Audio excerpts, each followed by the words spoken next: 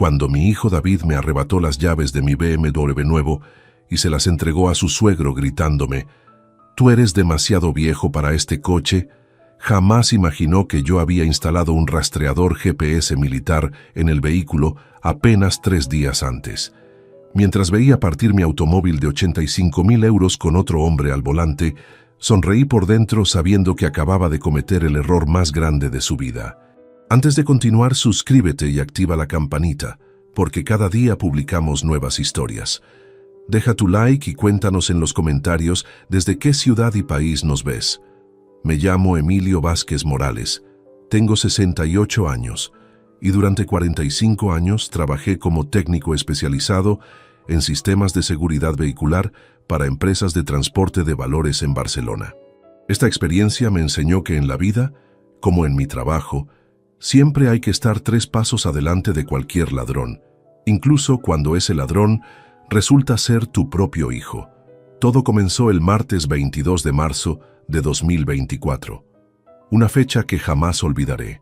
Después de ahorrar durante 18 meses cada euro de mi pensión y algunos trabajos extras que hacía los fines de semana, finalmente pude comprar el BMW Serie 3 color azul metalizado que había estado observando en el concesionario Baviera Motors de la Avenida Diagonal durante tanto tiempo.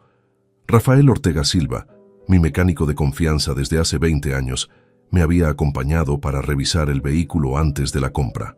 «Don Emilio», me dijo mientras inspeccionaba el motor, «este coche está en perfectas condiciones. Con el mantenimiento adecuado le durará otros 15 años fácilmente». Pagué los 85.000 euros en efectivo, dinero que había guardado religiosamente en una cuenta de ahorro especial. La emoción de conducir mi primer automóvil de lujo a los 68 años era indescriptible. Durante toda mi vida había manejado coches usados, siempre priorizando las necesidades de mi familia por encima de mis propios deseos. Ahora, finalmente jubilado y con mis obligaciones familiares cumplidas, decidí darme este gusto que tanto había merecido. Sin embargo, conociendo la naturaleza envidiosa de algunas personas cercanas a mí, especialmente mi hijo David, tomé una precaución que resultaría ser la decisión más inteligente de toda esta historia. El viernes 25 de marzo, 3 días después de comprar el BMW, visité discretamente a un antiguo colega de trabajo, Miguel Torres Rodríguez, quien ahora dirigía una empresa de seguridad privada. «Miguel», le dije, «necesito que instales el mejor sistema de rastreamiento que tengas en mi coche nuevo, algo que sea completamente invisible y que funcione con tecnología militar». Miguel sonrió conociendo mi historia laboral. «Emilio, tengo exactamente lo que necesitas. Es un dispositivo que usamos para proteger vehículos de alto valor, imposible de detectar y con batería de 5 años. El dispositivo fue instalado en una ubicación tan secreta que ni el mecánico más experto podría encontrarlo sin saber exactamente dónde buscar. Además, contraté un seguro especial contra robo con la compañía Mapfre, pagando una prima adicional de 1.200 euros anuales. El agente Carlos Mendoza Herrera me explicó que el seguro cubría no solo el robo, sino también el uso no autorizado del vehículo por terceros. Estas precauciones resultaron ser proféticas, porque apenas una semana después comenzaron los comentarios envenenados de David durante la cena dominical del 4 de abril en mi casa de la calle Muntaner. «Papá», dijo David mientras cortaba su bistec, «¿no crees que es un poco exagerado que un hombre de tu edad conduzca un coche tan potente? Antonio, mi suegro, siempre dice que después de los 65 años se pierde mucha agilidad al volante». Su esposa Patricia se rió disimuladamente agregando: «Además, don Emilio, ese coche debe consumir muchísima gasolina.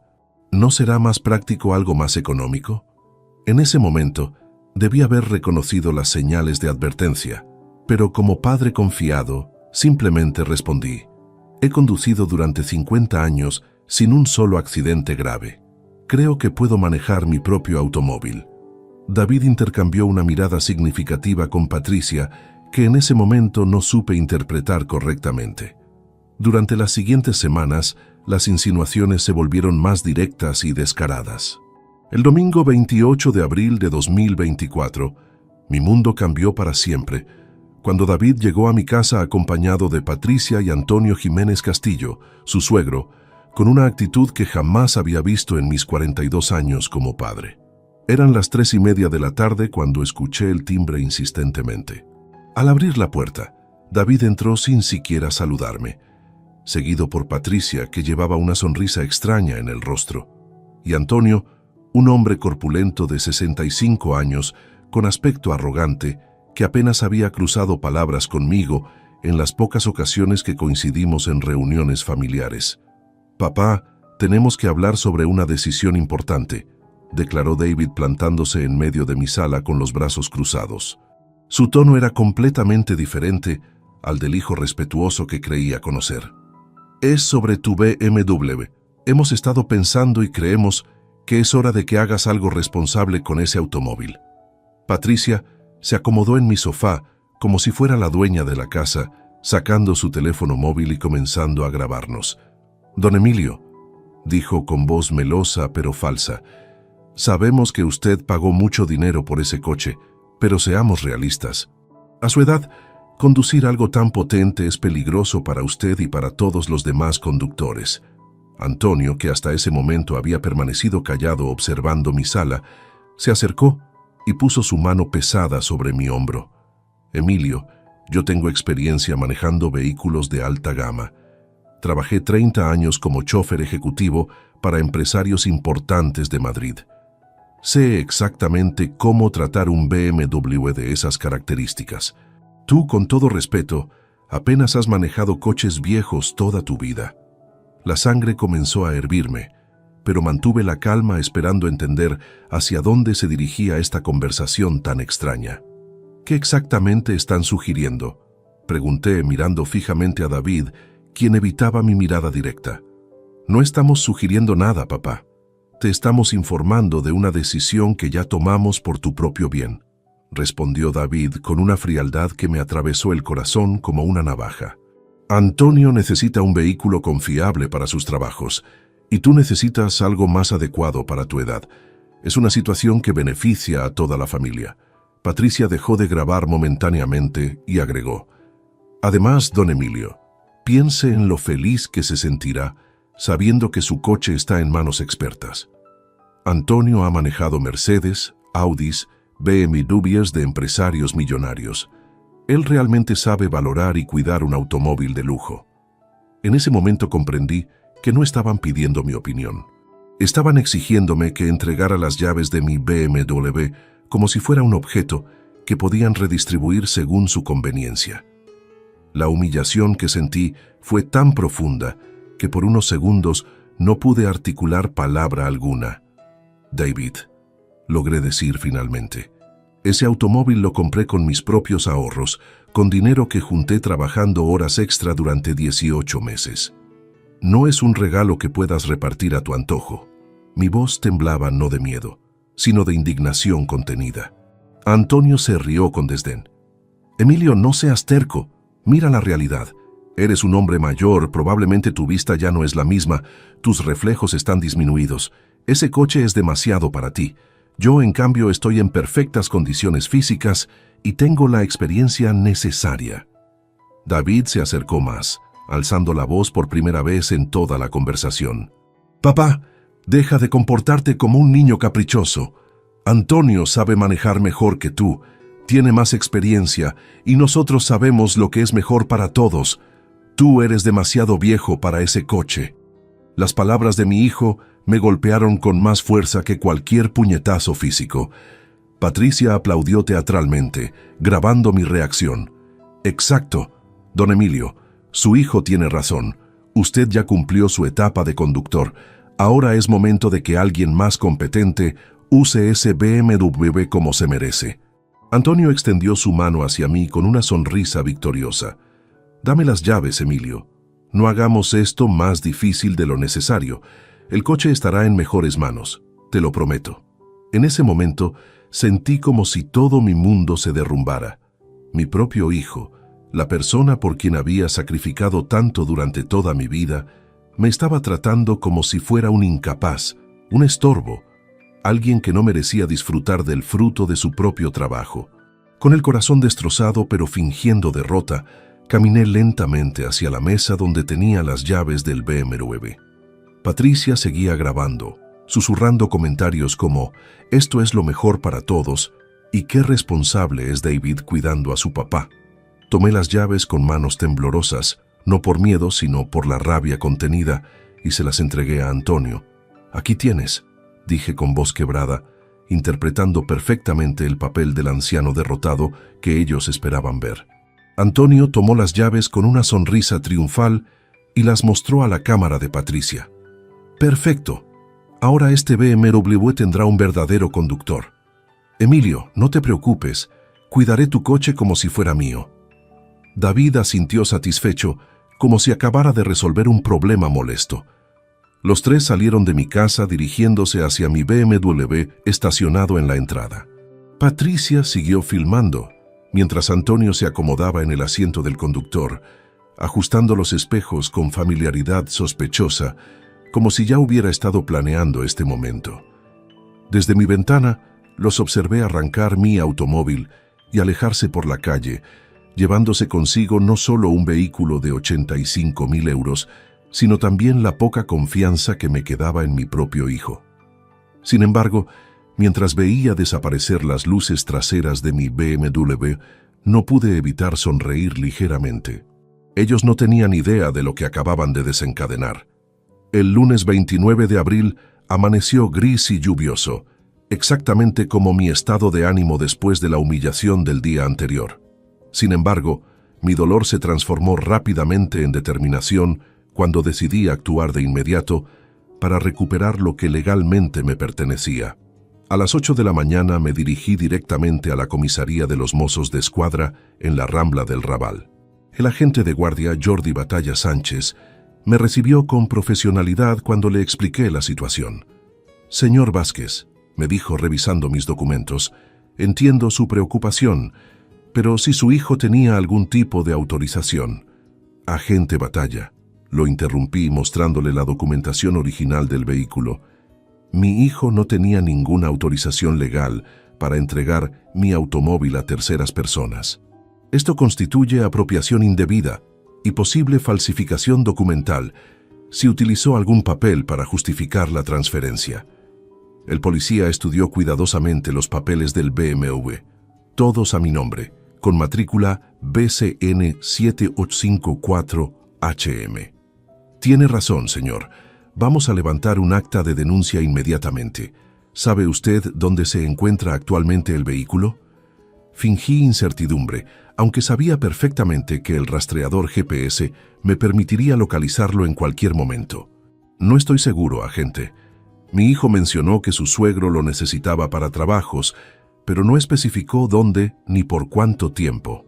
Mientras el agente Batalla redactaba la denuncia, aproveché para llamar discretamente a mi vecina, Carmen Ruiz Moreno, una mujer de 73 años que había presenciado parte del altercado del día anterior desde su balcón.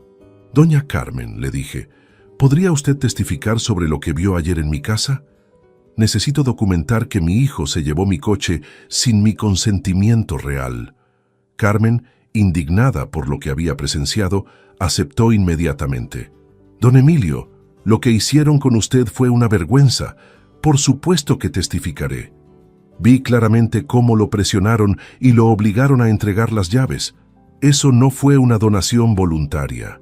Al salir de la comisaría con la denuncia oficial número 224-4851, me dirigí al despacho de Marcos Delgado Prieto, abogado especializado en Derecho Civil y Penal que había conocido años atrás cuando trabajé instalando sistemas de seguridad en su bufete de la Plaza Cataluña. «Emilio», me saludó Marcos con genuina preocupación al escuchar mi historia, «lo que describes constituye varios delitos simultáneos: apropiación indebida, coacción y posiblemente falsificación documental si tu hijo utilizó algún documento para justificar la entrega del vehículo a su suegro». Le mostré la grabación que Patricia había hecho, la cual, irónicamente, constituía evidencia perfecta de la coacción ejercida sobre mí. «Marcos, esta grabación demuestra claramente que no fue una donación voluntaria. Escucha los gritos de David, las amenazas veladas, la presión psicológica. Ningún juez consideraría esto como consentimiento libre. El abogado analizó el video con atención profesional. Emilio, esto es oro puro desde el punto de vista legal. Tu nuera documentó su propio delito. Además, el hecho de que Antonio se haya llevado el vehículo sabiendo que no tenía derecho legal sobre él, lo convierte en cómplice de receptación. Mientras Marcos preparaba la estrategia legal, yo activé discretamente la aplicación de rastreo GPS en mi teléfono móvil.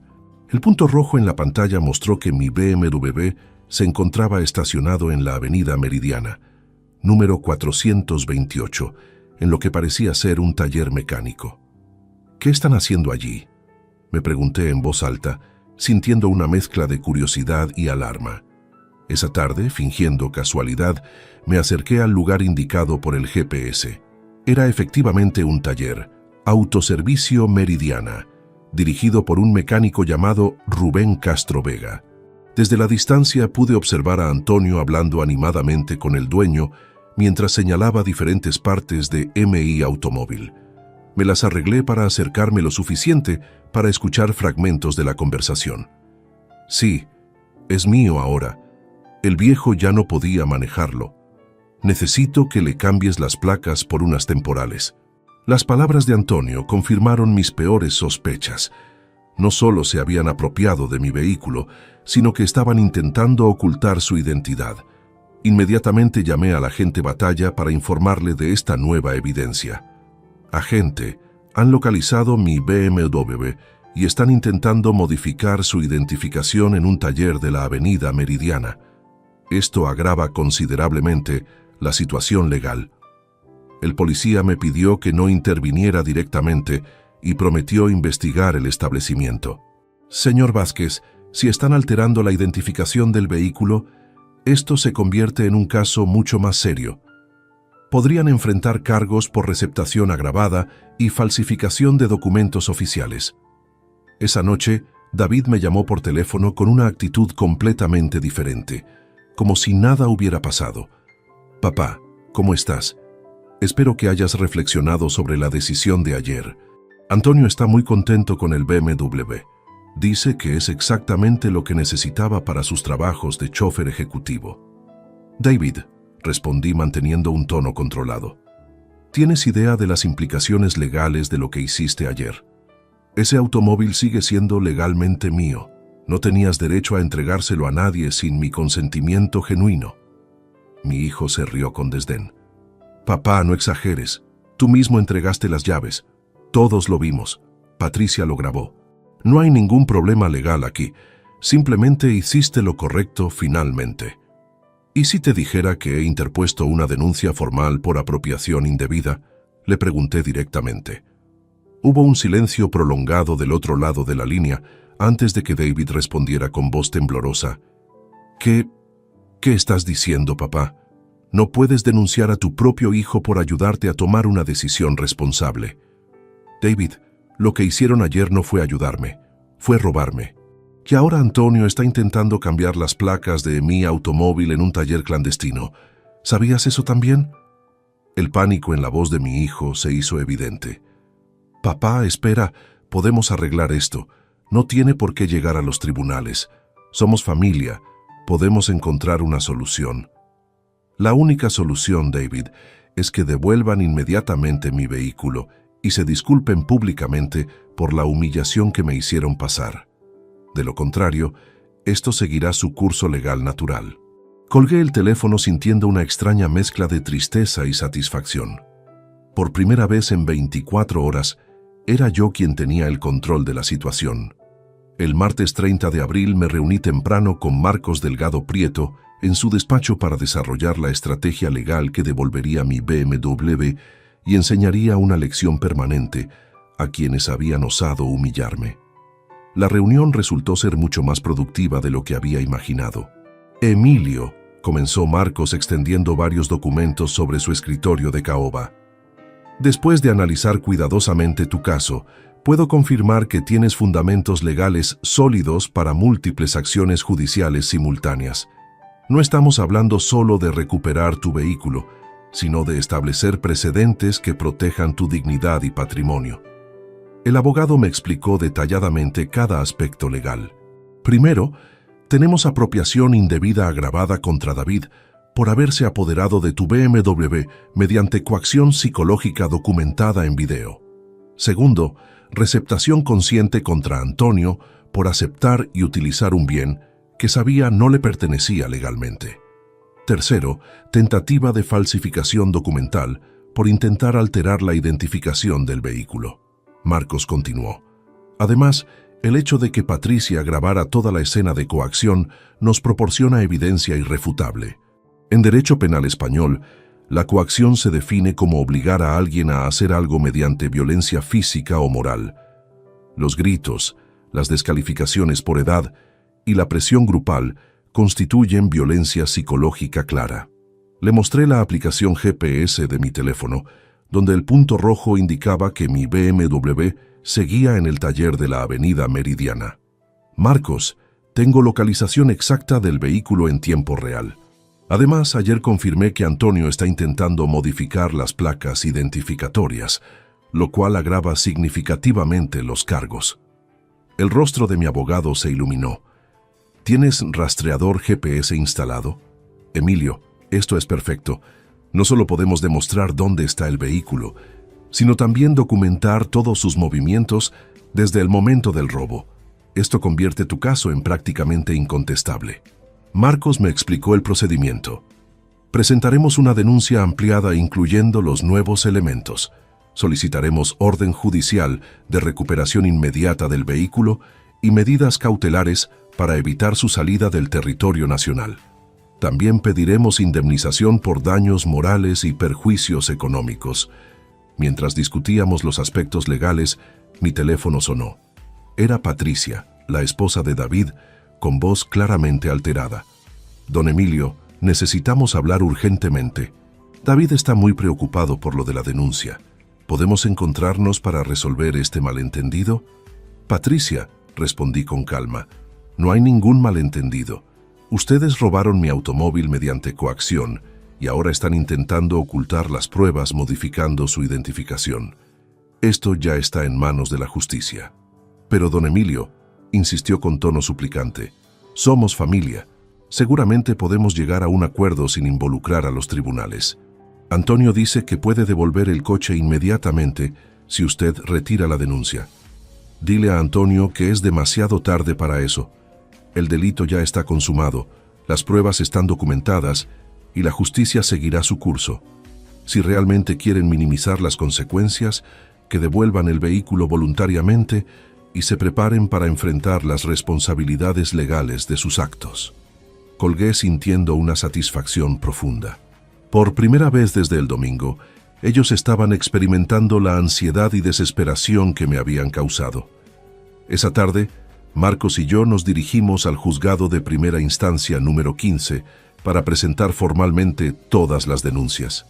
La jueza Elena Vargas Cifuentes, una mujer de unos 50 años con reputación de ser especialmente estricta en casos de violencia familiar, revisó minuciosamente nuestra documentación. Señor Vázquez, dijo la jueza después de estudiar el video grabado por Patricia, este material audiovisual constituye evidencia excepcional. Raramente vemos casos donde los propios perpetradores documenten tan claramente sus delitos. Procederé inmediatamente a emitir orden de localización y recuperación del vehículo. La eficiencia del sistema judicial me sorprendió gratamente. En menos de 2 horas la orden judicial estaba lista y había sido transmitida a todas las unidades policiales de Cataluña. Mi BMW sería localizado y recuperado oficialmente en las próximas horas.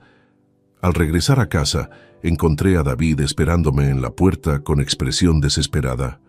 «Papá, por favor, tenemos que hablar. Esto se está saliendo de control. Antonio está dispuesto a devolver el coche ahora mismo, sin condiciones». «David», le dije mirándolo directamente a los ojos, ¿realmente creíste que podrías robarme mi automóvil, humillarme públicamente, intentar falsificar documentos y después simplemente devolverlo cuando las cosas se complicaran? ¿Esa es la clase de persona en la que te convertiste? Mi hijo intentó justificarse. Papá, nunca fue nuestra intención robarte nada. Genuinamente creíamos que era lo mejor para ti. Antonio tiene mucha experiencia con coches de lujo y nosotros pensamos, «Basta de mentiras, David». Exploté finalmente liberando 48 horas de rabia contenida. No me roben la inteligencia además del automóvil. Ustedes planearon esto, me coaccionaron, grabaron mi humillación e inmediatamente comenzaron a ocultar evidencias modificando las placas. Eso no es preocupación familiar, es un delito premeditado. David retrocedió visiblemente impactado por mi reacción. Nunca me había visto explotar de esa manera. Papá, lo siento mucho. No sabíamos que te sentirías tan mal. Podemos arreglar esto, te lo prometo. Lo único que pueden hacer ahora, le dije recuperando la compostura, es enfrentar las consecuencias legales de sus decisiones. Mañana la policía recuperará mi BMW oficialmente. Después de eso, ustedes tendrán que explicarle a un juez por qué creyeron tener derecho a robar el patrimonio de un anciano mediante amenazas psicológicas. Esa noche, mientras revisaba todos los documentos legales preparados por Marcos, sentí una tranquilidad que no experimentaba desde hacía días. Finalmente había recuperado el control de la situación, y quienes habían intentado aprovecharse de mi aparente vulnerabilidad estaban comenzando a comprender que habían subestimado gravemente a su víctima. El rastreador GPS mostraba que mi BMW seguía en el mismo taller, pero ahora sabía que en pocas horas estaría de vuelta en mis manos, donde siempre debió permanecer. El miércoles 1 de mayo amaneció con una ironía perfecta. Mientras España celebraba el Día del Trabajador, yo me preparaba para recuperar el fruto de mi trabajo robado por mi propio hijo. Lo que no esperaba era descubrir hasta qué punto Patricia y Antonio habían convertido mi humillación en un espectáculo público. A las 9 de la mañana, mientras desayunaba tranquilamente revisando los procedimientos legales que Marcos había preparado, recibí una llamada de mi vecina Carmen Ruiz Moreno. «Don Emilio», me dijo con voz indignada, «tiene que ver lo que esa sinvergüenza de Patricia ha publicado en Facebook. Ha convertido el robo de su coche en una celebración». Inmediatamente abrí la aplicación en mi teléfono y busqué el perfil de Patricia. Lo que encontré superó mis peores expectativas. Había publicado múltiples fotografías de Antonio posando orgullosamente junto a mi BMW, con comentarios que me hicieron hervir la sangre. La primera foto mostraba a Antonio con las llaves en la mano, sonriendo frente al capó del automóvil. El comentario decía, «Finalmente Antonio tiene el coche que se merece. Después de años manejando para empresarios importantes, ahora puede disfrutar de un BMW propio. Algunas personas no saben valorar lo que tienen hasta que alguien más inteligente se hace cargo». La segunda imagen era aún más provocativa. Antonio sentado en el asiento del conductor, ajustando el espejo retrovisor, con el comentario, «Mi suegro sabe realmente cómo manejar un coche de lujo. No como ciertas personas mayores que solo lo usan para ir al supermercado. Este BMW finalmente tiene un conductor de verdad». Pero la fotografía que más me enfureció mostraba a Antonio y Patricia brindando con champán dentro de MI Automóvil. El comentario era descaradamente ofensivo, celebrando que este hermoso BMW ya no está desperdiciado en manos de alguien que no sabía apreciarlo. Antonio lo va a usar para trabajos importantes, no para paseos de jubilado. BMW. Upgrade de vida. Mejor en manos profesionales. Inmediatamente capturé pantallas de todas las publicaciones y las envié a Marcos por WhatsApp. Su respuesta fue inmediata. «Emilio, esto es evidencia legal invaluable. Están documentando públicamente el delito de receptación y además están cometiendo injurias graves contra tu persona. Esto fortalece enormemente nuestro caso». Las reacciones en las redes sociales también fueron reveladoras. Varios conocidos de la familia habían comentado las fotos con mensajes de felicitación a Antonio, claramente sin conocer la verdadera historia. «Qué suerte, Antonio», escribió una tal María Fernández. «Te mereces ese BMW después de tanto trabajo duro». Sin embargo, lo que más me llamó la atención fueron los comentarios de algunas personas que parecían conocer parcialmente la situación. Una mujer llamada Rosa Medina había escrito, «Patricia, ¿No era ese el coche del papá de David? ¿Cómo terminó Antonio con él? Patricia había respondido evasivamente. Rosa, era un coche que estaba siendo desperdiciado. Ahora está en mejores manos. Eso es lo importante.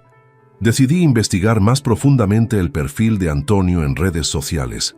Lo que descubrí me proporcionó información valiosa sobre su historial como conductor. En su perfil de LinkedIn se presentaba como chofer ejecutivo profesional, con 30 años de experiencia en transporte de alta gama. Sin embargo, al revisar cuidadosamente sus publicaciones anteriores, encontré inconsistencias preocupantes. En enero de 2024, Antonio había publicado una foto desde el interior de un autobús público con el comentario: «Otra vez sin coche propio, pero seguimos adelante». En febrero, había pedido prestado dinero públicamente. «Si alguien puede ayudarme con 500 euros para reparar mi Renault viejo, se lo agradecería enormemente. Necesito trabajar y no tengo para el mecánico». Estas publicaciones revelaban que Antonio estaba en una situación económica desesperada, lo cual explicaba su interés repentino en apropiarse de mi BMW. Documenté cuidadosamente toda esta información como evidencia adicional de los motivos delictivos. A las 11 de la mañana, el inspector Carles Navarro Bosch de los Mossos de Escuadra me llamó con noticias esperadas. «Señor Vázquez, hemos localizado su vehículo en el taller que usted indicó. Procederemos a su recuperación inmediata con la orden judicial correspondiente. ¿Puede acompañarnos para identificar formalmente el automóvil?». Por supuesto, acepté inmediatamente. Llegué al taller Autoservicio Meridiana, acompañado del inspector Navarro y otros 2 agentes. La escena que encontramos confirmó todas mis sospechas. Mi BMW estaba elevado en un puente hidráulico, mientras Rubén Castro Vega, el dueño del taller, intentaba instalar placas de matrícula falsas. «¡Alto, Mossos de Escuadra!», gritó el inspector mostrando la orden judicial. «Este vehículo ha sido reportado como robado.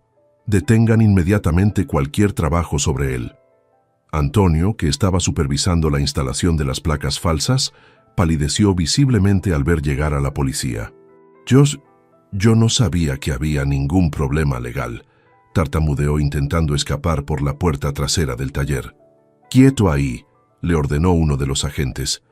«Antonio Jiménez Castillo, queda usted detenido por receptación de vehículo robado y falsificación de documentos oficiales. Tiene derecho a permanecer en silencio y a solicitar la presencia de un abogado». El mecánico Rubén también fue detenido como cómplice al encontrarse en su poder las placas originales de mi BMW junto con documentación falsificada que pretendía justificar el cambio de identidad del vehículo. Mientras los agentes esposaban a Antonio, este me miró con una mezcla de súplica y desesperación. «Emilio, por favor, dígale a la policía que esto es un malentendido familiar. David me aseguró que usted había donado el coche voluntariamente». «Antonio», le respondí con calma glacial, «las redes sociales están llenas de fotografías suyas celebrando el robo de mi automóvil. Difícilmente puede llamarse malentendido a algo que usted festejó públicamente como un triunfo personal». El inspector Navarro me entregó las llaves originales de mi BMW. «Señor Vázquez, su vehículo queda oficialmente recuperado. Deberá presentarse mañana en comisaría para completar los trámites de devolución y ampliar su denuncia con los nuevos elementos encontrados». Cuando finalmente pude sentarme nuevamente al volante de MI Automóvil, experimenté una sensación de justicia y satisfacción que no había sentido en días. El motor arrancó perfectamente y todos los sistemas funcionaban normalmente a pesar del intento de manipulación. Sin embargo, al revisar el interior del vehículo, descubrí que habían dejado basura, manchado los asientos de cuero y rayado levemente el tablero. Estos daños adicionales constituirían evidencia perfecta para reclamar indemnización por deterioro del bien recuperado. Esa tarde, las redes sociales de Patricia cambiaron drásticamente. Todas las fotografías celebrando el robo habían sido borradas, pero yo ya tenía copias de seguridad de todo. Su nuevo estado de Facebook decía simplemente: «A veces las cosas no salen como uno espera. Era demasiado tarde para arrepentimientos. La justicia había comenzado su trabajo. El jueves 2 de mayo se convirtió en el día en que la realidad legal golpeó brutalmente a quienes habían subestimado las consecuencias de sus actos. Mientras conducía mi BMW recuperado hacia la comisaría para completar los trámites, recibí una llamada desesperada de David que reveló hasta qué punto el pánico se había apoderado de toda su familia. «Papá, detuvieron a Antonio anoche», gritó mi hijo con voz quebrada. «Los abogados dicen que puede enfrentar hasta 3 años de prisión por receptación agravada y falsificación documental. Patricia está histérica. Dice que van a perder su casa si Antonio va a la cárcel. Tienes que hacer algo para detener esto». «David», respondí manteniendo un tono sereno mientras estacionaba frente a la comisaría. «Yo no detuve nada. Ustedes eligieron robar mi automóvil, humillarme públicamente, falsificar documentos y celebrar sus delitos en redes sociales. Ahora la justicia española está haciendo exactamente lo que debe hacer: proteger a los ciudadanos honrados de los delincuentes. Pero somos familia, papá. No puedes permitir que Antonio vaya a prisión por un malentendido». «Un malentendido», repetí con ironía amarga, «no incluye intentar cambiar las placas de matrícula de un vehículo robado en un taller clandestino. Eso se llama ocultación de pruebas y es un delito grave en cualquier código penal civilizado». Dentro de la comisaría, el inspector Navarro me recibió con documentación adicional que había surgido durante la investigación nocturna. «Señor Vázquez, tenemos novedades importantes. Al revisar el historial de Antonio Jiménez, descubrimos que tiene antecedentes por estafa menor en 2019. Además, el mecánico Rubén Castro confesó que Antonio le había prometido 5.000 euros por cambiar la identidad del BMW. Esta información confirmó que el robo de mi automóvil no había sido una decisión impulsiva, sino un plan calculado para obtener beneficio económico». «Inspector», pregunté, ¿esto significa que Antonio tenía intención de vender mi vehículo?» «Exactamente. Castro declaró que Antonio le había mostrado supuestos compradores interesados en adquirir un BMW sin papeles por 50.000 euros. Su plan era venderlo en el mercado negro y embolsarse la diferencia». La magnitud de la traición me impactó profundamente. No solo habían robado mi automóvil para uso personal, sino que tenían intención de venderlo ilegalmente y repartirse las ganancias. Mi propio hijo había participado en una conspiración criminal que me habría despojado permanentemente de 85.000 euros de mis ahorros. El inspector continuó: «También hemos analizado los mensajes de WhatsApp entre David y Antonio desde la semana anterior al robo. Hay evidencia clara de premeditación. Antonio escribió textualmente: «El viejo no se dará cuenta hasta que sea demasiado tarde. Para cuando reaccione, el coche ya tendrá nueva identidad». Esos mensajes demolían completamente cualquier pretensión de inocencia o buenas intenciones. David había participado activamente en planificar el despojo de mi patrimonio, convirtiéndose en el arquitecto principal de mi humillación. Mientras firmaba los documentos de recuperación oficial del vehículo, mi teléfono vibró con múltiples mensajes de Patricia. «Don Emilio, por favor, necesitamos hablar urgentemente. Antonio está en una celda, David no puede dormir de la culpa y yo estoy embarazada de 3 meses. No podemos permitir que esto destruya a nuestra familia». La mención del embarazo era claramente un intento desesperado de manipulación emocional. Respondí secamente: «Patricia, debieron considerar las consecuencias familiares antes de planificar robar los ahorros de un anciano para vender su automóvil en el mercado negro. Su embarazo no justifica ni excusa los delitos cometidos». A las 2 de la tarde, Marcos Delgado Prieto me citó en su despacho para discutir los desarrollos legales recientes. Su análisis de la situación era devastador para mis atacantes. «Emilio, con la nueva evidencia de premeditación y intención de venta ilegal, estamos ante un caso de asociación delictiva. David, Antonio y posiblemente Patricia pueden enfrentar cargos mucho más severos». «¿Qué significa esto en términos prácticos?», pregunté.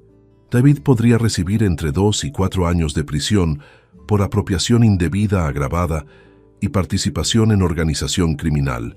Antonio enfrenta hasta 5 años por receptación, falsificación documental y tentativa de estafa.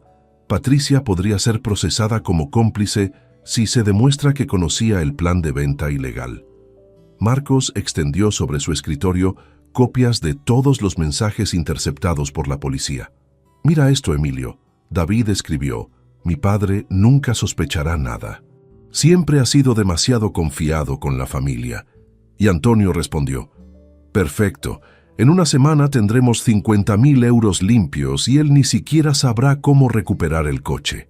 La frialdad calculadora de esas palabras me produjo una mezcla de dolor y furia que jamás había experimentado.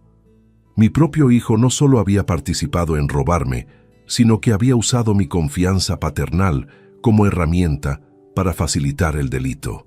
«Hay más», continuó Marcos. «Patricia también envió mensajes a amigas presumiendo del plan. Escribió: «Antonio va a conseguir un BMW gratis del suegro de David. Los viejos son tan fáciles de manipular cuando creen que es por su propio bien». Esa tarde, el fiscal Roberto Mendoza Aguirre me convocó para ampliar mi declaración con los nuevos elementos probatorios. «Señor Vázquez», me dijo el fiscal, «su caso se ha convertido en ejemplar para combatir este tipo de delitos intrafamiliares. Vamos a solicitar las penas máximas para enviar un mensaje claro. Los vínculos familiares no protegen a los delincuentes». Al salir de la fiscalía, encontré a David esperándome en la puerta con expresión demacrada. No había dormido, evidentemente, y su aspecto reflejaba el peso de las consecuencias que finalmente comprendía. «Papá, necesito que sepas que nunca quise lastimarte tanto. Todo se salió de control». «David», le dije mirándolo fijamente, «los mensajes interceptados por la policía demuestran exactamente lo que querías hacer. Planeaste robar mis ahorros, vender mi automóvil ilegalmente y repartir 50.000 euros mientras yo quedaba despojado y humillado. No hubo nada accidental en sus acciones». Mi hijo intentó justificarse una vez más. «Papá, esos mensajes suenan peor de lo que realmente pensábamos hacer». «Basta de mentiras», exploté interrumpiéndolo. «La policía tiene evidencia completa de su conspiración criminal. Mañana comenzará el proceso judicial formal y ustedes tendrán que explicarle a un juez por qué creían tener derecho a estafar a un anciano indefenso». Esa noche, mientras revisaba todos los documentos legales en la tranquilidad de mi hogar, comprendí que había recuperado mucho más que mi automóvil. Había recuperado mi dignidad, demostrado que la experiencia y la inteligencia superan a la juventud arrogante, y establecido que las traiciones familiares tienen consecuencias reales e irreversibles. El sistema de justicia español había funcionado perfectamente, protegiendo mis derechos y castigando a quienes intentaron aprovecharse de mi aparente vulnerabilidad. El viernes 3 de mayo marcó el comienzo del desmoronamiento total de quienes habían conspirado contra mí. Mientras inspeccionaba meticulosamente los daños que habían causado a mi BMW durante los días de posesión ilegal, descubrí evidencias adicionales que convertirían su situación legal de grave a catastrófica. El asiento de cuero del conductor tenía una quemadura de cigarrillo del tamaño de una moneda de 2 euros. El cenicero, que nunca había sido utilizado, estaba repleto de colillas apestosas. En la guantera encontré recibos de gasolineras que mostraban que habían recorrido más de 1.200 kilómetros en apenas 4 días, incluyendo viajes a Valencia y Zaragoza, que Antonio nunca mencionó. Pero el hallazgo más revelador estaba en el sistema de navegación GPS del vehículo. Al revisar el historial de destinos, descubrí que habían visitado 3 concesionarios de automóviles usados diferentes, confirmando definitivamente su intención de vender mi BMW en el mercado clandestino. Inmediatamente fotografié cada daño y documenté toda la evidencia adicional antes de llamar a Marcos. «Tengo pruebas físicas de que usaron mi automóvil para prospecciones de venta ilegal», le informé. «El GPS muestra visitas a concesionarios en Valencia y Zaragoza, además de daños intencionados al interior». «Emilio, esto es perfecto», respondió mi abogado con satisfacción. «Ahora podemos agregar cargos por daños dolosos y tentativa de estafa a gran escala. Sus penas van a incrementarse significativamente». A las 10 de la mañana, el perito judicial Andrés Soria Maldonado llegó a mi domicilio para evaluar oficialmente los deterioros del vehículo. Su informe técnico fue demoledor para los acusados. Señor Vázquez, los daños superan los 4.500 euros.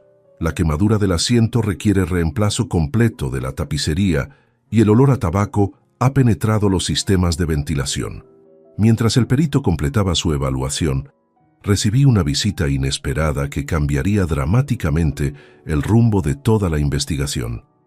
Era Mercedes Vidal Castro, una mujer de unos 40 años que se presentó como empleada del concesionario Automóviles Levante de Valencia.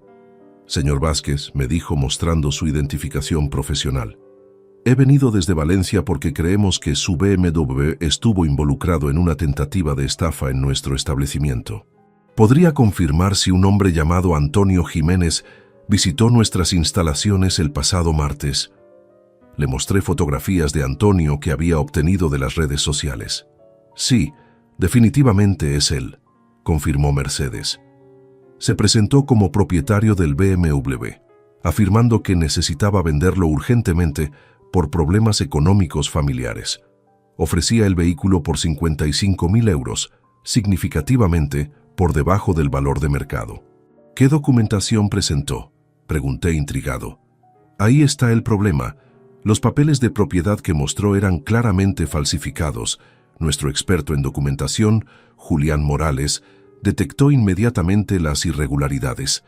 Por eso decidimos no proceder con la transacción y reportar el caso a las autoridades. Mercedes me entregó copias de toda la documentación falsificada que Antonio había intentado usar. Señor Vázquez, estos documentos muestran su nombre como vendedor voluntario, con una firma que obviamente no coincide con la de sus documentos oficiales. Antonio había preparado una estafa muy elaborada. Esta revelación confirmaba que la conspiración era mucho más sofisticada de lo que inicialmente habíamos imaginado.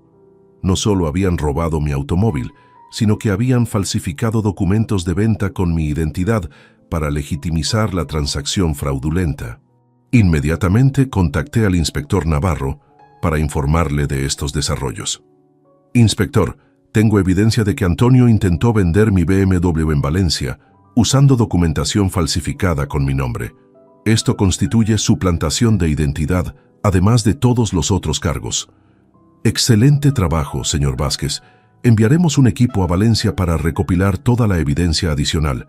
Esto convierte el caso en fraude a gran escala con agravantes de suplantación de identidad.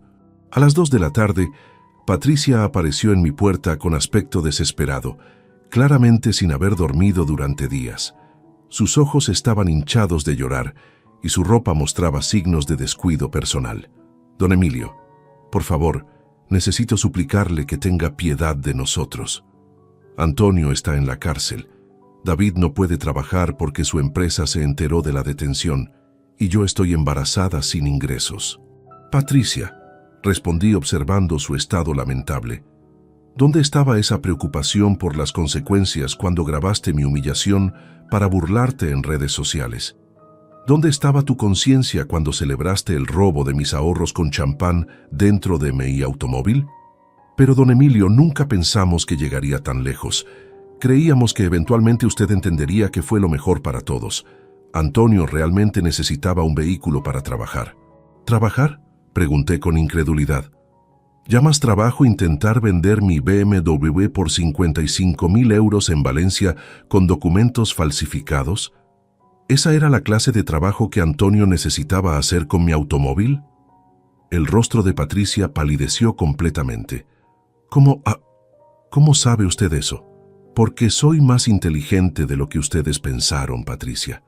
Porque tomé precauciones que nunca imaginaron. Y porque la justicia española investiga a fondo este tipo de delitos para proteger a los ciudadanos honrados. Patricia comenzó a sollozar descontroladamente. Don Emilio, si Antonio va a prisión, perderemos todo. Nuestra casa está hipotecada, tengo un bebé en camino, y David ya perdió su empleo. No sabemos qué vamos a hacer. Debieron considerar esas consecuencias antes de conspirar para robar el patrimonio de un anciano. le respondí sin mostrar compasión. Cada decisión tiene consecuencias, Patricia. Ustedes eligieron el camino del delito, ahora deben enfrentar el camino de la justicia. Esa tarde, Marcos me citó para revisar la estrategia legal actualizada con toda la nueva evidencia recopilada. Emilio, tu caso se ha convertido en textbook perfecto de conspiración criminal intrafamiliar. Tenemos apropiación indebida, coacción, receptación, falsificación documental, suplantación de identidad, tentativa de estafa y daños dolosos. Es prácticamente imposible que escapen de penas de prisión significativas. ¿Qué penas específicas están enfrentando?, pregunté. David puede recibir entre 3 y 5 años por liderar la conspiración. Antonio enfrenta hasta 7 años por los múltiples agravantes. Y Patricia podría recibir 2 años como cómplice, aunque el embarazo podría suspender la ejecución de su sentencia. Esa noche, mientras cenaba tranquilamente en mi BMW completamente restaurado, reflexioné sobre cómo la inteligencia, la paciencia y la confianza en el sistema judicial habían triunfado sobre la arrogancia, la codicia y la traición familiar. Quienes habían intentado aprovecharse de mi aparente vulnerabilidad estaban descubriendo que subestimar a un anciano experimentado puede ser el error más costoso de sus vidas. El lunes 6 de mayo llegó acompañado de una decisión que había estado madurando en mi mente durante los días más oscuros de esta traición. Era momento de cortar definitivamente todos los vínculos financieros y legales que me unían a David, protegiendo así mi patrimonio de futuros ataques de quienes habían demostrado considerarme únicamente una fuente de recursos para explotar. A las 8 de la mañana me dirigí al Banco Santander de la sucursal de Plaza Cataluña, donde mantuve cuentas durante 35 años. La directora, Montserrat Rivas Oliva, me recibió con la profesionalidad que caracterizaba nuestras relaciones bancarias desde hacía décadas. «Señor Vázquez», me saludó al revisar mi expediente, «veo que solicita cancelar varias operaciones vinculadas a su hijo David. ¿Puedo preguntarle el motivo de estos cambios tan significativos?». Le expliqué resumidamente la situación legal que estábamos enfrentando. Montserrat frunció el ceño al escuchar los detalles. «Comprendo perfectamente su decisión, señor Vázquez. Lamentablemente, los delitos financieros intrafamiliares están aumentando en España. Procederemos inmediatamente con todas las cancelaciones solicitadas». La primera medida fue revocar la procuración bancaria que había otorgado a David hace 12 años, cuando confié en que podría ayudarme con gestiones administrativas en caso de emergencia médica. Esta procuración le permitía acceder a todas sus cuentas corrientes y de ahorro, explicó Montserrat mientras procesaba la cancelación. A partir de ahora, solo usted tendrá autoridad sobre sus recursos. David desconocía completamente que durante años había estado depositando automáticamente 250 euros mensuales en una cuenta de ahorro complementaria que él utilizaba discrecionalmente para gastos familiares. «Señor Vázquez», me informó la directora, «en los últimos 5 años, su hijo ha retirado aproximadamente 15.000 euros de esta cuenta sin consultarle previamente». Esta revelación me impactó profundamente. Mientras yo economizaba cada céntimo para comprar mi BMW, David había estado sustrayendo discretamente mis ahorros para financiar el estilo de vida que mantenía con Patricia. La traición era mucho más profunda y prolongada de lo que había imaginado. «Montserrat, quiero transferir inmediatamente todos esos fondos a una cuenta nueva de la cual David no tenga conocimiento alguno», instruí decidido. La segunda medida administrativa fue contactar con AXA Seguros para cancelar la póliza de salud privada que había estado pagando para David y Patricia durante los últimos 8 años. El costo anual de 3.400 euros había representado un sacrificio significativo de mi pensión, justificado por mi deseo de garantizar atención médica de calidad para mi familia. Laura Pérez Montoya, la agente de seguros, procesó la cancelación con eficiencia. «Señor Vázquez, la póliza familiar que mantenía cubría consultas especialistas, hospitalizaciones privadas y tratamientos odontológicos de alta gama. Sus beneficiarios perderán esta cobertura a partir del próximo mes. La tercera acción fue modificar radicalmente mi testamento. El notario Joaquín Torres Castillo, quien había redactado mi testamento original hace 15 años, me citó en su despacho de la calle Balmes para discutir los cambios solicitados.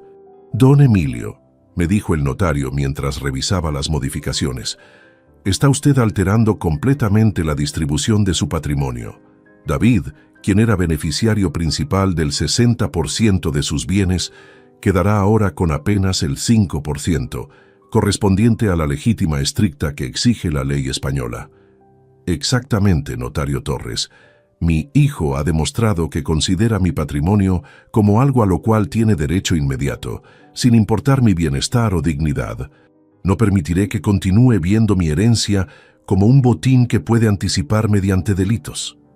El Nuevo Testamento redistribuía mis bienes de manera que el 40% sería donado a la Fundación Bancaria La Caixa para programas de asistencia a ancianos víctimas de estafas familiares. Otro 30% se destinaría a mi sobrina Elena Vázquez Herrera, hija de mi hermano fallecido, quien siempre me había tratado con respeto genuino. El 25% restante quedaría para gastos de mi propio cuidado médico en los años venideros. «Don Emilio», observó el notario, «esta distribución envía un mensaje muy claro sobre las consecuencias de traicionar la confianza familiar. ¿Está usted completamente seguro de esta decisión?» «Absolutamente, notario. David tendrá que aprender a construir su propia vida sin depender del patrimonio que tanto desprecia cuando está en mis manos, pero tanto codicia para sus planes delictivos». Esa tarde, David se presentó en mi casa con aspecto demacrado y desesperado. Evidentemente había descubierto algunas de las medidas financieras que había implementado. «Papá, el banco me llamó diciendo que mi cuenta de apoyo ha sido cerrada. Patricia recibió una carta de AXA cancelando nuestro seguro médico. ¿Qué está pasando?»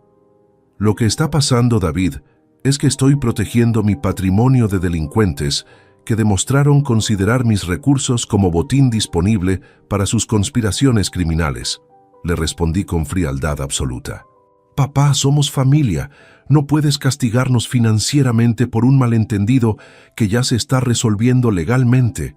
«Un malentendido», repetí con desdén, «no incluye conspirar durante semanas para robar mi automóvil, falsificar documentos con mi nombre e intentar vender mi patrimonio por 55.000 euros en Valencia. Eso se llama organización criminal y tiene consecuencias permanentes». David intentó apelar a mis sentimientos paternales. «Papá, Patricia está embarazada.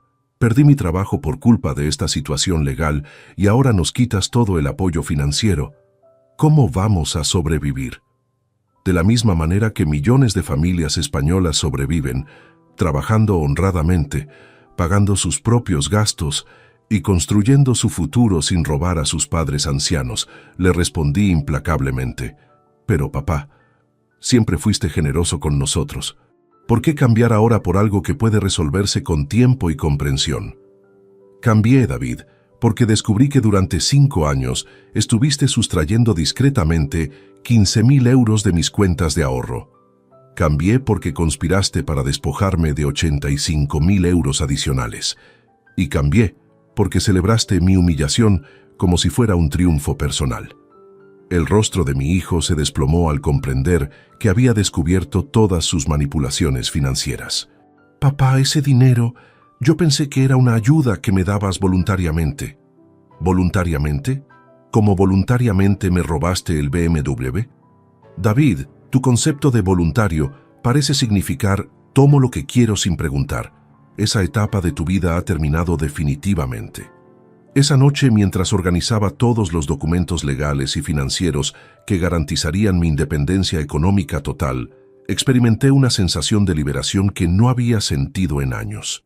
Por primera vez desde que David se convirtió en adulto, mis recursos estaban completamente protegidos de manipulaciones y conspiraciones familiares. El precio emocional era alto, pero la dignidad recuperada y la seguridad financiera justificaban completamente cada decisión tomada. El miércoles 8 de mayo, comenzó con una noticia que transformaría definitivamente el panorama legal de toda esta conspiración.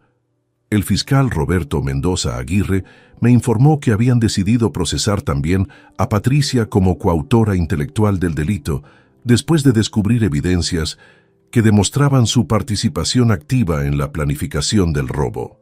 Señor Vázquez, me explicó el fiscal durante nuestra reunión matutina, hemos analizado exhaustivamente los mensajes de WhatsApp de Patricia con sus amigas durante las 2 semanas previas al robo. Las conversaciones revelan que ella fue quien sugirió inicialmente la idea de apropiarse de su BMW, manipulando tanto a David como a Antonio para ejecutar el plan. Me mostró transcripciones de conversaciones que me helaron la sangre. Patricia había escrito a su amiga Cristina Morales Jiménez: David es demasiado blando con su padre. Ese viejo tiene un coche que vale más que nuestro apartamento, pero lo usa apenas para ir al mercado. Antonio necesita un vehículo decente y nosotros necesitamos el dinero que podríamos conseguir vendiéndolo discretamente. En otro mensaje, Patricia había detallado específicamente la estrategia psicológica. Vamos a usar la edad del suegro como excusa. Le diremos que es peligroso que conduzca algo tan potente, que Antonio tiene más experiencia. Los viejos son muy sensibles a esos argumentos cuando se los presionas correctamente. Fiscal Mendoza, pregunté sintiendo una mezcla de asombro y repugnancia. ¿Está usted diciendo que Patricia orquestó toda la operación criminal? Exactamente.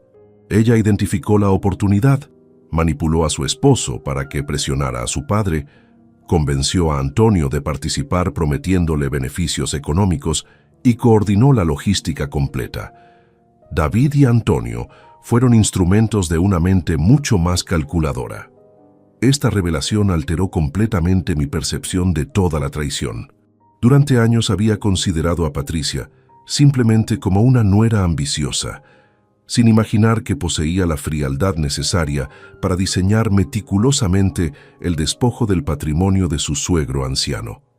El fiscal continuó: tenemos evidencia adicional de que Patricia investigó previamente el valor de mercado de su BMW, contactó compradores potenciales en el mercado negro y estableció los precios de venta antes de ejecutar el robo. Su embarazo no fue coincidental. Lo planificó estratégicamente para generar compasión si la operación era descubierta. ¿Quiere decir que hasta el embarazo fue calculado como parte de la conspiración? Los registros médicos confirman que suspendió anticonceptivos exactamente 2 meses antes del robo, coincidiendo con sus primeros mensajes sobre apropiarse de su automóvil.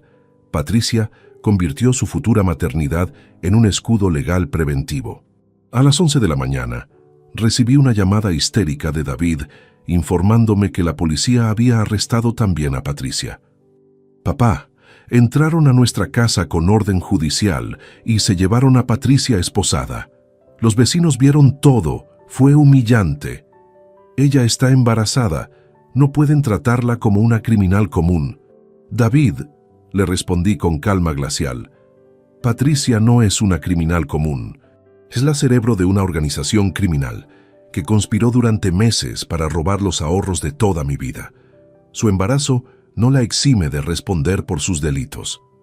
Pero papá, ella solo quería lo mejor para nuestra familia. Todo lo que hizo fue pensando en nuestro futuro y en el bebé que viene en camino. ¿Lo mejor para su familia era convertir a tu padre en víctima de estafa? Su futuro dependía de despojarme de 85.000 euros que ahorré trabajando durante 45 años. David, escucha lo que estás diciendo y reflexiona sobre la clase de personas en las que se convirtieron. Esa tarde, Marcos me citó urgentemente para discutir las implicaciones de estos nuevos desarrollos. Emilio, el caso se ha vuelto mediático. 3 periódicos han solicitado entrevistas sobre lo que están llamando el caso del BMW robado por la nuera criminal. Tu historia se está convirtiendo en símbolo de la lucha contra los abusos intrafamiliares hacia ancianos. ¿Mediático en qué sentido?, pregunté con cierta preocupación. La Asociación de Defensa de Personas Mayores quiere usar tu caso para promover reformas legales que protejan mejor a los ancianos de estafas familiares. El fiscal general está considerando convertirlo en caso piloto para endurecer las penas por delitos contra personas vulnerables. A las 4 de la tarde, Antonio fue liberado temporalmente bajo fianza de 20.000 euros que su hermana consiguió hipotecando su vivienda. Su primera acción fue presentarse en mi domicilio para suplicar clemencia, completamente quebrado por las semanas en prisión preventiva. Emilio, me dijo con voz temblorosa, claramente traumatizado por la experiencia carcelaria, necesito que sepas que yo nunca quise lastimarte. Patricia me convenció de que tú habías aceptado voluntariamente darme el coche. Ella me aseguró que todo era legal y consensuado. Antonio, ¿realmente esperabas que creyera que no sabías que estaba siendo coaccionado? ¿Que no notaste mi resistencia y angustia mientras me gritaban y humillaban para entregar las llaves? Te juro por la memoria de mi madre que Patricia me dijo que solo estabas siendo terco, pero que en el fondo entendías que era lo correcto. Ella me prometió que después agradecerías la decisión. ¿Y los documentos falsificados para vender mi BMW en Valencia, también te convenció Patricia de que eso era legal y ético? Antonio bajó la cabeza avergonzado. Eso fue idea de ella. Me dijo que necesitábamos proteger el coche de posibles reclamaciones legales tuyas, que los nuevos papeles eran solo una formalidad administrativa. Yo no entiendo de leyes, Emilio. Confié en que ella sabía lo que hacía. La conversación confirmó que Patricia había manipulado expertamente tanto a David como a Antonio, utilizando sus debilidades emocionales y económicas para construir una red criminal con ella como única beneficiaria real. Esa noche, mientras reflexionaba sobre la complejidad diabólica de toda la conspiración, comprendí que había enfrentado algo mucho más sofisticado que una simple estafa familiar. Patricia había orquestado una operación criminal de múltiples niveles, usando manipulación psicológica, chantaje emocional y planificación estratégica para intentar despojarme sistemáticamente de mi patrimonio. Sin embargo, su error fundamental fue subestimar la inteligencia y determinación de su víctima elegida. Mi experiencia en sistemas de seguridad, mi preparación legal preventiva y mi negativa a ser intimidado habían desmantelado completamente su elaborada conspiración. La justicia estaba funcionando exactamente como debía, protegiendo a los ciudadanos honrados y castigando a quienes intentan aprovecharse de los más vulnerables.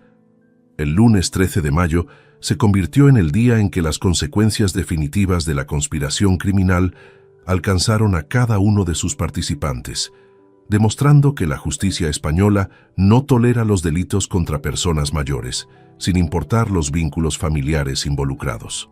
La primera noticia llegó a las 8 de la mañana a través de una llamada de Marcos. Emilio, tengo noticias importantes desde 3 frentes diferentes. La empresa constructora Mediterránea Obras, donde trabajaba David como supervisor de proyectos, ha decidido despedirlo definitivamente. Su director de recursos humanos, Felipe Navarro Ruiz, consideró que los antecedentes penales por conspiración criminal eran incompatibles con un puesto de responsabilidad. ¿Qué significa esto económicamente para David?, pregunté. Significa que pierde un salario de 3.200 euros mensuales, más los beneficios sociales que incluían coche de empresa, seguro médico ampliado y planes de pensiones. Además, al ser despedido por causa justificada relacionada con delitos, no tiene derecho a indemnización ni subsidio de desempleo inmediato. La segunda consecuencia involucró directamente el patrimonio inmobiliario que David y Patricia habían adquirido confiando en mi apoyo financiero continuado. El director de Banco Sabadell, Tomás Guerrero Medina, me contactó para informarme sobre la situación hipotecaria de mi hijo. Señor Vázquez, me explicó el banquero, su hijo David tenía una hipoteca de 240.000 euros sobre su vivienda en Hospitalet de Llobregat, con cuotas mensuales de 1.400 euros. Como avalista secundario de la operación, queríamos informarle que han comenzado los procedimientos de impago. Señor Guerrero, respondí firmemente, renuncio formalmente a mi condición de avalista. Presentaré ante notario la documentación que demuestra que David utilizó información privilegiada sobre mi patrimonio para obtener esa hipoteca, información que ahora sabemos utilizó para planificar delitos contra mis bienes. El procedimiento legal para renunciar al aval resultó ser más sencillo de lo esperado, dado que los tribunales ya habían establecido el patrón de comportamiento criminal de David hacia mis recursos económicos. En menos de una semana, el banco iniciaría ejecución hipotecaria contra la propiedad, sin posibilidad de reclamación contra mi patrimonio. La tercera consecuencia afectó directamente a Antonio, quien enfrentó un colapso económico total. Su hermana, Rosa Jiménez Vega, me llamó llorando para explicarme la situación desesperada en que se encontraba toda su familia extendida. «Don Emilio», me suplicó Rosa, «Antonio ha perdido todos sus trabajos como chofer porque su antecedente penal aparece en las verificaciones de seguridad que exigen las empresas. Ninguna compañía de transporte ejecutivo contrata conductores con historial criminal. Mi hermano está completamente arruinado». «Señora Rosa», le respondí con cortesía pero sin compasión, «su hermano no perdió empleos por mala suerte. Los perdió porque eligió participar en una conspiración criminal para robar el automóvil de un anciano y venderlo ilegalmente. Las empresas de transporte tienen derecho a protegerse de empleados que demuestran comportamientos delictivos. Pero, don Emilio, Antonio tiene 3 hijos pequeños y una esposa enferma. La hipoteca de mi casa está en riesgo porque la usé como garantía para su fianza. Si él no puede trabajar, perderemos todo». Su hermano debió considerar esas responsabilidades familiares antes de conspirar para estafar a un pensionado. Las decisiones tienen consecuencias, señora Rosa, y la sociedad no debe subsidiar las malas elecciones de quienes eligen delinquir.